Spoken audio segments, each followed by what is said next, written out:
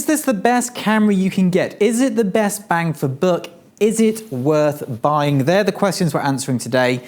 And it's all about the Fuji GFX 100S, which I've now owned for quite a while, or at least long enough to be able to make a review of it. So I've held back on doing this until I'd really got to grips with it, I suppose, learned all the quirks, quabbles, and understood the camera. Because most reviews are basically someone gets it, they play with it for a week and go, here's a review.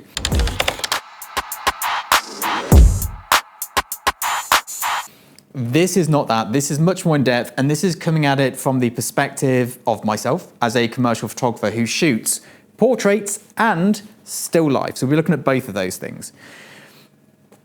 Let's look at the finances first, then let's look at the bad stuff, then we'll do some pixel peeping, and then we'll look at the really good stuff. So first of all, you can get one of these today for £2,500. Is it the best bang for buck camera you can get? No. I still think a Canon 60 or 5D Mark II for £200 is literally insanity, and that is much better purchase in terms of bang for buck. But for £2,500, as a portrait still life photographer, I can't find anything better, not even close. It is in a league of its own. If I was a landscape photographer, I'd also be rocking this. I probably wouldn't use it for wildlife or sports, but anything which you don't need insane, I was gonna say BPM then, not beats per minute, FPS, this is probably for you. It is a 100 megapixel, 16-bit RAW file making machine. It's nicely made. Let me just pull it out of here. It has a lovely big medium format, or at least bigger than full frame sensor. And it feels reasonably robust. It doesn't feel Canon 5D robust, but it feels pretty robust. It's got a metal top. It feels quite plasticky and shaky in parts. But all in, I think for the price, you can't get much better. Of course, there's a newer version out now, but you all know my views on spending money. I'm tight. So this is what I've been using. This has been my daily squeeze. We've shot ad campaigns, personal work, social media jobs. We've done everything with it. However, the one thing we won't be touching on here, and the one thing I've never used on this, is its video capabilities. I'm not entirely sure what they are because we have video cameras specifically, well, we're on one now. This is a stills only machine as far as I'm concerned for my workflow. Now let's first of all tackle the bad parts of this camera because there are a few. The first one for me is the battery life. Obviously it's a big sensor. We have live view on constantly for still life shoots. It eats batteries, and because of that, we're powering off this here, which is like the Sony NPF batteries, via a dummy battery which goes into the bottom of the camera. And this lets us just shoot pretty much, we get a full day shoot on this. But yeah, it's not ideal. It's good, but it's a shame that the batteries aren't better, but also I think all mirrorless cameras like that. I come from the DSLR world. DSLR batteries, we still use these to be fair, but they were much better than the lifespan of a mirrorless camera. And talking of cables and bits, the next problem area we've had is tethering. Tethering this beast was a nightmare. Every Digitech warned me against it. They said, you will have issues, it will be a nightmare. They were right, and we did, but they're all resolved now. Capture One and the GFX are fully integrated and fully working bits of kit, which is very important for pros. There's a few menu settings you have to have set up in here. You don't want to be charging the camera via this while shooting. I know a lot of people do that. That's a quick way to break these cables. And these are, what, 150 quid a cable for a decent tether one? So we try and avoid those things, but the tethering was definitely a problem. We had to phone up LS Digi and get a bit of a help down the line, and he got me up and running. And part of that issue was not just that the tethering was a problem, it's that the menu system is chaos. I come from a Canon menu system. Canon's menu system is brilliant. This sucks.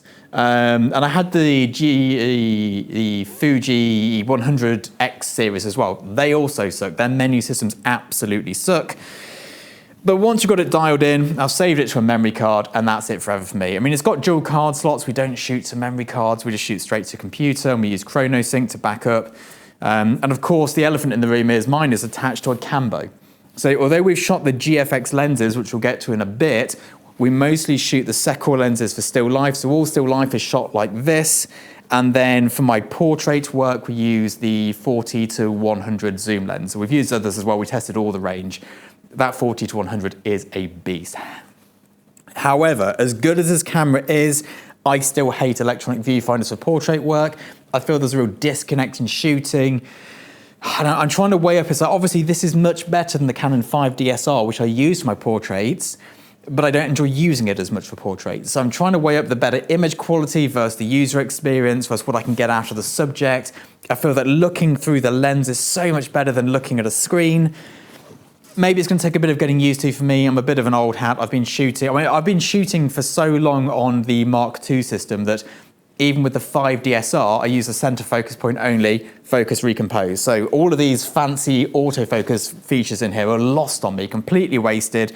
We did use the full all singing or dancing autofocus in a portrait sitting, and we didn't miss a shot. Well, that's not true. I missed 20 shots, I counted. And all of them were because I stood closer than the minimum focusing distance because I wasn't familiar with the lens. I think it was like a 60 or 65 I was using, and I got a bit too close because I didn't really realize what the limitations were. And that's what happens when you test an entire lens lineup in a day. It's too much stuff. But these lenses here, they resolve brilliantly on this sensor. The images are great. But what we really need to do now is compare this to the competition. And the competition, in my eyes, is the 5DSR, which is where I came from, the 5D Mark II, which is what I had before that, the Phase 1 series, and the absolute beast IQ3 150 Phase 1 series. So I've got some shots we're going to show you where you can have a look at the difference. These are real life shots. These are not test charts. These are not, let's look at some DxO scores. These are, let's have a look at a real photograph and see what we won and what we lost in a real life scenario, because that's what matters. Studio Access is the platform for those of you who want a more in-depth look at photography and videography. It's not the quick fixes we share over on YouTube, it's the more in-depth and detailed information that takes longer to put out there. This is looking at behind the scenes on shoots, working with top stylists, assistants and digitechs, right the way through to practical things like security for your camera equipment, how we make sure that we don't get cleared out, looking after your lighting, care of fuses, bulbs, domes, and all of that information that just isn't for most photographers. Studio Access is designed for those who really want to excel in photography, be it as an amateur hobbyist, an artist, or a commercial photographer. It's really for those who want to go above and beyond what's available on the YouTube platform. If you head over to tinhouse-studio.com, you can find Studio Access over there, or the link down below in the comments, as well as in the description for this video. And I think what we want to do first is grab two portrait shots here. Now, this one here, Sinar lenses, Phase 1 IQ3 150. Will it load is the question, there we go. Beautiful roll off of tones. This is a very monochromatic pink on pink sort of image. I'm sure you can probably hear my clicking going on there with my mouse, but this is incredibly detailed. Beautiful shot. Skip over to this one here, Fuji GFX 100S, slightly different tonal range for this shot, so it's not 100% comparison. You can see when we zoom into 100%, we don't get quite as close in, because obviously we're 50 megapixels shy. Now, this looks like clipping here. This is intentional, it is not. Same with on these hands here. We went for hard specular highlights, which was very difficult with this white hair. So that's not a fault of the camera, that's a creative decision. And obviously we've added a heap of grain, but look at the tonality. Just looking through here, is there a difference if we zoom all the way out? This is a better photograph in terms of the photograph. This is a better photograph in terms of the subject matter and content. So I think, the Phase 1 does have the edge technically, but we can always say, a better photo is a better photo. But let's look at something else. Here's a very, very similar thing. These are two shots. One of these was shot on the GFX. Now again, this is campaign work where we don't have much say in how it comes out. One was shot on the GFX, one was shot on the 5DSR. Now, and again, I don't think this is a great example. This one here, the whole image is slightly toned down because the text that was going to appear in the advert, or did appear in the advert, was going to be brighter than the final image. This is the GFX. Colors are lovely. It's obviously a bit dark and muddy, but that's as it should be for this particular type of shot. You have to imagine the shot is not the hero here. Whereas the previous version, this was where the shot was the hero, not the text. And this is on the 5DS. And you can see the difference in image quality straight away. The colors, these are the same sprinkles. The colors are not as intense. the roll-off is not as good. But again, it's two quite different shots in that sense. Are these RAWs? Can I quickly push this one up? No, it's not. It's a PSB. I'll go a little bit up. Let's just add a bit of pizzazz. Make it a little bit more even. That's obviously a really quick job, but you can sort of see, like this photograph here is not as good as this photograph here, but this one here technically is better. Again, relevant, not relevant, important to see, I think. And let's take some other examples here where we've shot with very high resolution cameras and standard resolution cameras and something in between, I guess. So let's have a look here. Beautiful if it loads. There we go. Come on, computer. Tonal range. I mean, it looks like it's been cut out. It's so sharp. It's not. This is actually a real image.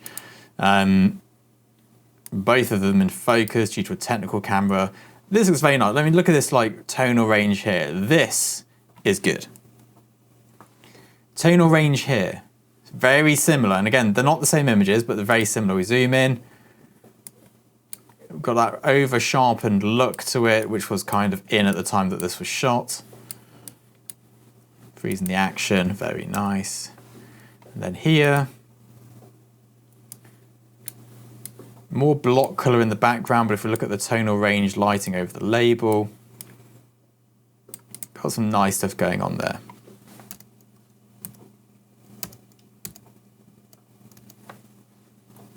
So this is the Fuji GFX. This is the Canon 5DS.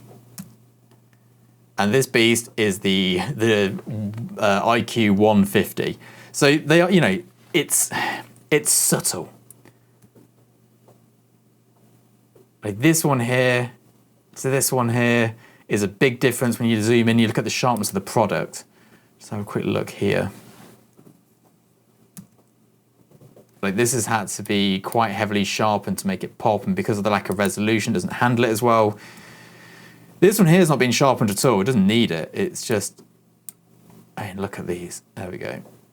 I mean, look how far in you can come. And again, completely pointless when it's posted on Instagram. But what is interesting is the tonality here. And if we go back to the Canon one, you can see where it's kind of banding, not like blotchy banding, but banding in places, and a little bit of haloing going on. Can't really compare the background here because it's a flat background which was put in post, and that's because this ended up being an animation. You can't have any gradation in an animation. So it is a bit more flat, but on the bottle itself you can see. Beautifully sharp, beautifully detailed, great colours. Let's head back to our grid life. But now let's look at some real world examples here. So here is a frame that was shot on a IQ 150. So this is medium format, 150 megapixels. And here it is in its final state. So here you can see the image part we used was only this little area here for the final advert. So that's quite interesting in that that's the application for it. We could have been there all day trying to get the perfect bit just in frame, but instead we shot loads of frames and we chose the perfect part based on that. Let's take a few more adverts here. Let's click on some adverts. We'll start here. 5D Mark II. You'd never know. 5D Mark II. I don't think you'd ever know. I love this shot. It was a great shot. Very fun, very silly, but great stuff. 5D Mark III, I think. And a standard gold ring 100mm lens for an advert. Big advert this was. 5DSR, and this is now being degraded for CMYK printers. You can see from the weird colors to it, but this is what it would look like on a leaflet. It gives you an idea of the resolution at leaflet format. You know, standard Canon non-red, non-L lenses shot with this one. So yeah, there's some examples of where it's sort of, yes, you have all this stuff, but by the time it ends up in the final format, does it matter? I don't know. I do not know is the honest answer. Again here, this was shot for a book cover, 5DSR. I completely forgot this image existed. This is a heavy crop of that as well. It looks great. There's nothing really wrong with it. So let's go back and see these GFX files, because here's a GFX file. It is when it loads up. Super detailed. Beautiful colours. And it was very nice to work on in post. Obviously in this one here we've used a technical camera as well, which is why there's no lens or anything like that. But it thinks it's an f1, it's not, obviously, as you can tell. It's 100 ISO, 125th of a second, probably f16. You can see some weird bits where we've lost focus here and then gained it here because we're using a technical camera. And it is beautiful. Again, this shot here, these skin tones, I love them. Look at the pink. We've got the colour cast from the background on the skin tone, which is something I really like in this particular shot. Now we can correct it, but I want it there because I want this to have that monochromatic pink look. This is a PSD file, so we can do a little bit to it, but we can like...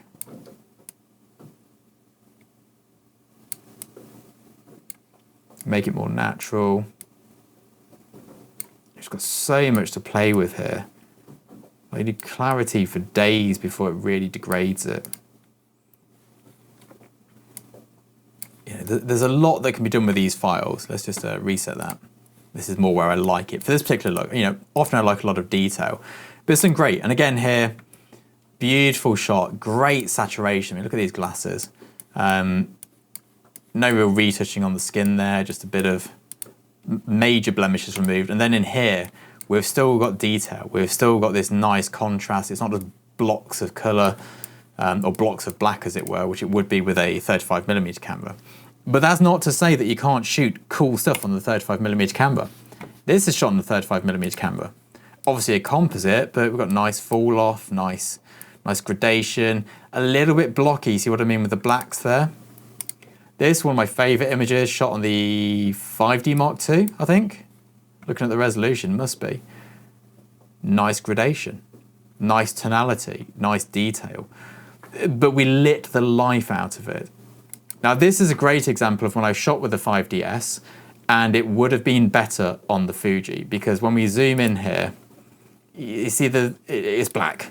They haven't got a dark blue which can be in this here, and if you start to open it up, it breaks. This bit looks great, but it's when you go into the shadows and the blue, it just doesn't have those tones there available. But when you have a shot like this where it doesn't need them, that 5DSR is sharp. Again, technical camera, Sinar lenses, beautiful depth of field. It's a great bit of kit. There's a lot to be said for that. Again, back here says a WebRes JPEG to show you. So WebRes JPEG.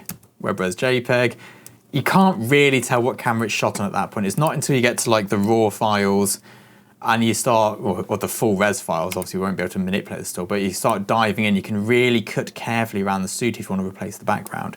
You could really mask this hair out and just, you could quickly pull this bit here back in just with a little something. I'm personally a big fan of a blown out highlight in every photograph.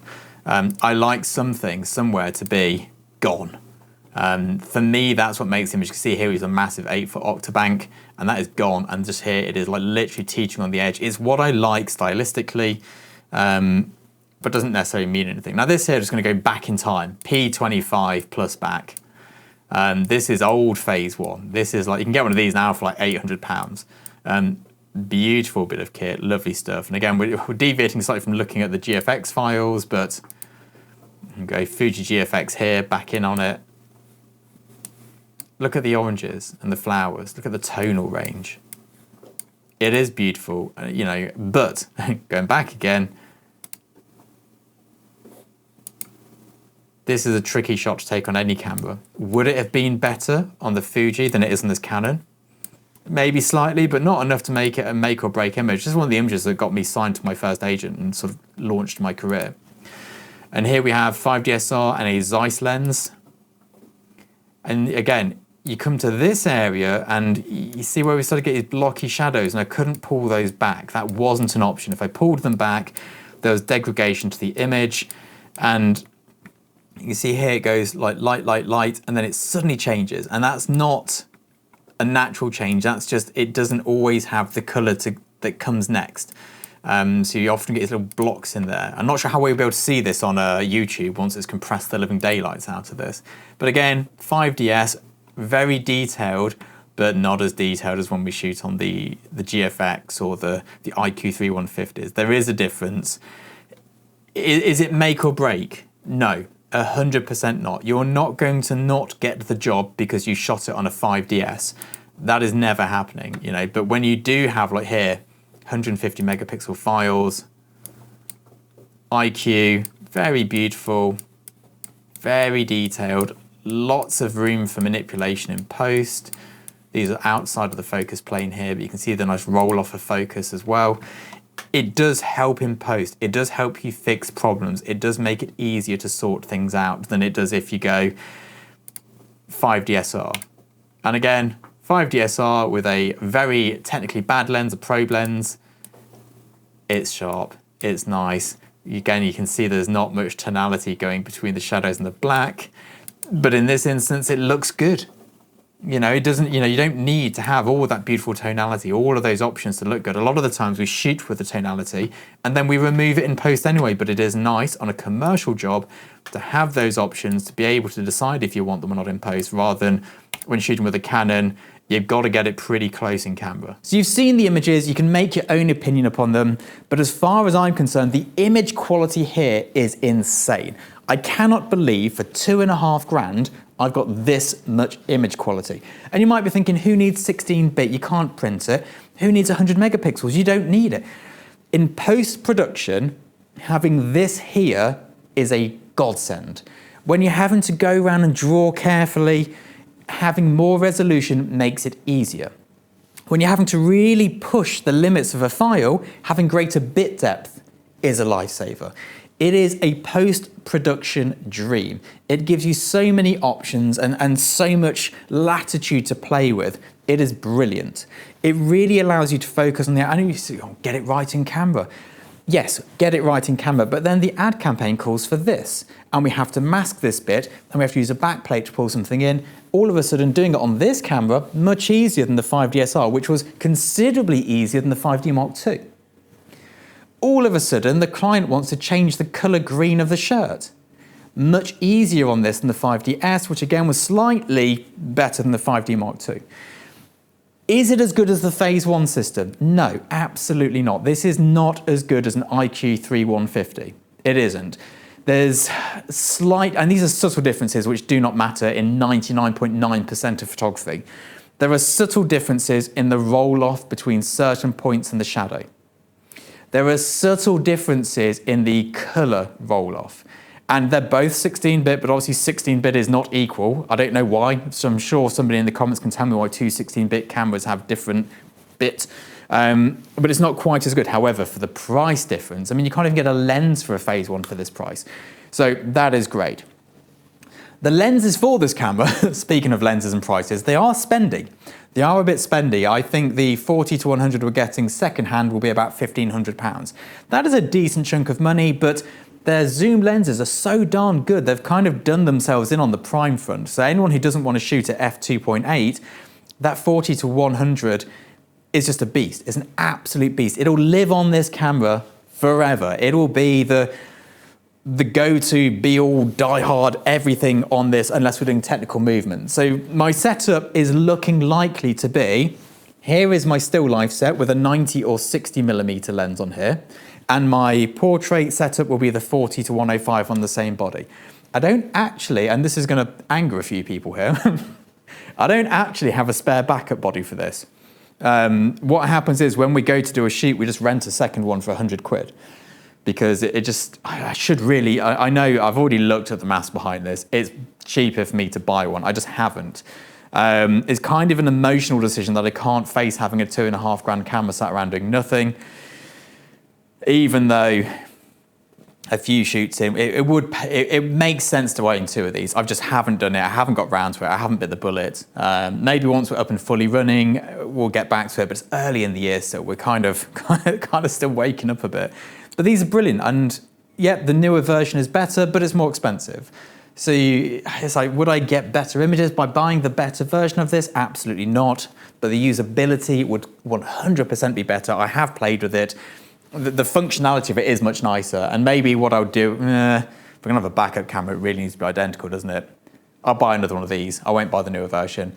And then we'll probably skip that generation, and then maybe the generation after, and then 3 generations time, we might upgrade again if there's something worth upgrading to. Because image quality wise, this is pretty darn good.